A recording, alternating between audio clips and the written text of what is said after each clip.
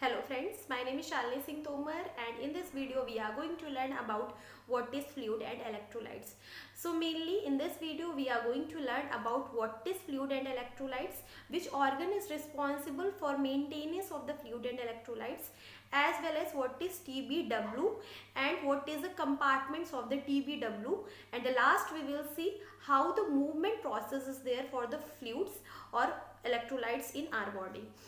तो हम सबसे पहले स्टार्ट करते हैं. So first mainly we will see approx हमारी बॉडी में 65 to 80% तक वाटर प्रेजेंट होता है हमारी बॉडी में, और जो हमारा चार्जेस होते हैं उन्हीं के अंदर हमारे सब सस्पेंडेड पार्टिकल्स भी होते हैं जिनको हम इलेक्ट्रोलाइट भी बोलते हैं. और अगर हम देखेंगे तो मेनली आपकी किडनीज जो होती हैं या फिर हमारी जो किडनीज होती हैं वो एक इसेंशियल ऑर्गन होती हैं हमारे बॉडी में वॉल्यूम, जो भी हमारे फ्लूइड का वॉल्यूम होता है और कॉम्पोजिशन होता है उसको मेंटेन करने में, क्योंकि किडनी हमारा क्या करती है, फिल्ट्रेशन का काम करती है. तो जितना हमारी बॉडी को आवश्यक होता है उतना वो क्या करती हैं, फिल्ट्रेट करके हमारे ब्लड में पहुंचा देती है, और जितना भी अनावश्यक होता है मीन्स जो हमारी बॉडी को नीड नहीं होता है वो एक्सक्रीशन के थ्रू निकाल देती हैं. तो चलिए अब हम देखते हैं कि हमारी बॉडी में TBW क्या करता है और कितना प्रेजेंट होता है. तो TBW मतलब होता है टोटल बॉडी वाटर, एंड जो हमारा टोटल बॉडी वाटर होता है that is approx like 65 to 80% होता है, and it is varies from person to person because of the certain factors. Several factor में हमारे सचेस आता है, एज आता है, उसके बाद हमारा जेंडर आता है, फिर हमारा हेल्थ स्टेटस आता है, और जो हमारा न्यूट्रिशनल स्टेटस होता है, हम कितना पानी पीते हैं, कितना मतलब कितना पानी पीते हैं और किस प्रकार की डाइट लेते हैं उस पर भी डिपेंड करता है. तो अब हम चलिए देखते हैं कि TBW में कितने कंपार्टमेंट्स होते हैं, और ICF मेनली हमारे 2 कंपार्टमेंट होते हैं, ICF और ECF. आइए अब हम समझते हैं. तो अब हम देखते हैं कि फ्लूइड एंड इलेक्ट्रोलाइट्स में मेनली हमारा TBW क्या होता है. तो मैंने जैसे सबसे पहले आपको बताया था TBW मतलब होता है टोटल बॉडी वाटर, और जो आपका टोटल बॉडी वाटर होता है वो होता है आपका 65 to 80%, और ये आपके बहुत सारे फैक्टर्स होते हैं जिस पे डिपेंड करता है. अब मेनली जो आपके TBW होता है मतलब कि टोटल बॉडी वाटर होता है वो हमारे बॉडी में 2 कंपार्टमेंट्स बनाता है, फिर 2 कंपार्टमेंट्स से डिवाइड होता है. एक हमारा होता है ICF और दूसरा हमारा होता है ECF. ICF मतलब होता है इंट्रा सेलुलर फ्लूइड. इंट्रा मतलब होता है इनसाइड, सेलुलर मतलब होता है सेल्स, और फ्लूइड मीन्स फ्लूइड. तो जो फ्लूइड सेल्स के अंदर पाया जाता है उसको हम इंट्रा सेलुलर फ्लूइड बोलते हैं. ECF मतलब होता है extra cellular fluid. Extra cellular fluid मतलब वो फ्लूइड जो सेल के बाहर पाया जाता है उसको हम एक्स्ट्रा सेलुलर फ्लूइड कहते हैं. और जो ECF होता है, ECF मेनली आपका प्रेजेंट होता है, ये क्या करता है 40% मतलब कि प्रेजेंट होता है हमारा टोटल बॉडी फ्लूइड में. मतलब कि अगर 100% है तो 100% में 60% ये हो गया, 40% ये हो गया. ठीक है, तो ये मेनली जो आपका ECF होता है ये आपका क्या होता है, जो हमारे 40% होता है उसमें से भी अगर हम डिवाइड करेंगे तो जो 80% होता है वो 80% आपका प्रेजेंट होता है मेनली. वो 80% जो हमारा 80% होता है वो मेनली हमारा प्रेजेंट होता है, जैसे कि आपकी विट्रस बॉडी हो गई, फिर आपका साइनोवियल ज्वाइंट आ जाता है उसमें प्रेजेंट होता है, फिर आपका GFR होता है मतलब कि ग्लूकोज फिल्ट्रेशन रेट होती है, वहाँ पे उसको इंटरटिशियल फ्लूइड भी बोलते हैं, इंटरटिशियल फ्लूइड की तरह भी प्रेजेंट होता है. और जो 20% इसमें से बचता है वो 20% आपका प्रेजेंट होता है ब्लड में, और ब्लड में वहाँ पे हम उसको क्या बोलते हैं, वहाँ पे वो जाना जाता है प्लाज्मा की तरह.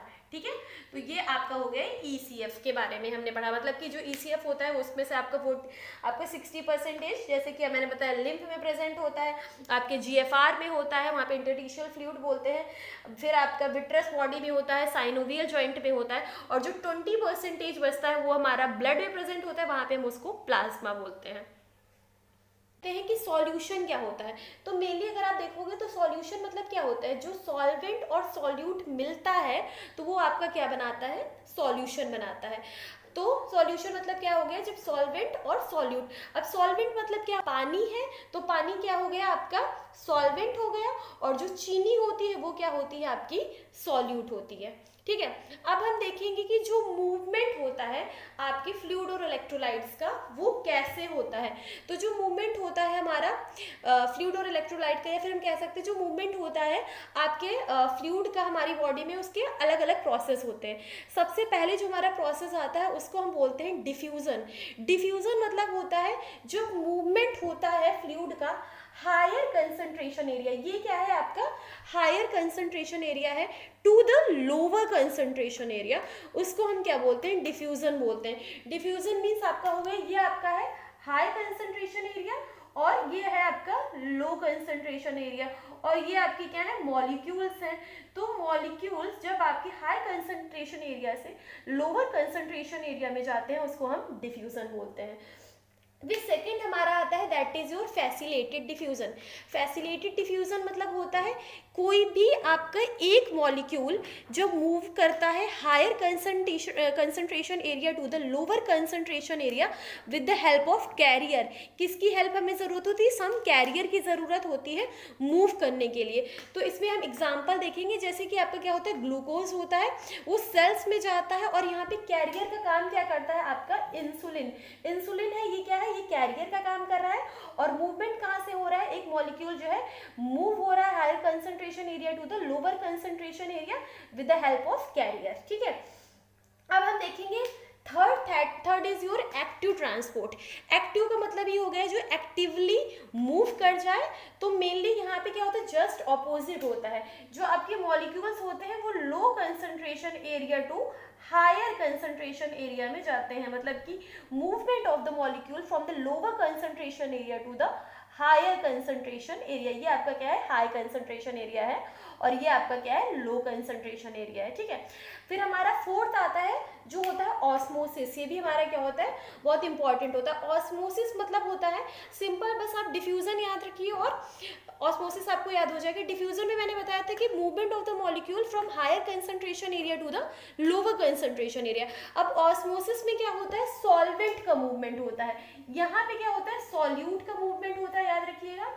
और नीचे क्या होता है आपका सॉल्वेंट का मूवमेंट होता है। तो जो सॉल्वेंट होता है वो भी high concentration area to low जाता है, बस इसमें डिफरेंस क्या होता है इधर सॉल्यूट मूव करता है और इधर सॉल्वेंट मूव करता है। फॉर एग्जांपल यहाँ पे पानी है, तो अगर यहाँ पे हाई कंसंट्रेशन है तो ये लो कंसंट्रेशन की तरफ जाएगा, बस वो आपका पानी हो सकता है या फिर कोई भी फ्लूइड हो सकता है।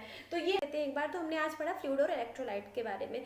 तो मैंने जैसा कि बताया कि जो हमारा वाटर कंपोजिशन होता है हमारी बॉडी में दैट इज 65 to 80% होता है, and it's depend upon the various factors such as age, gender, then after that nutritional status and health status of the person.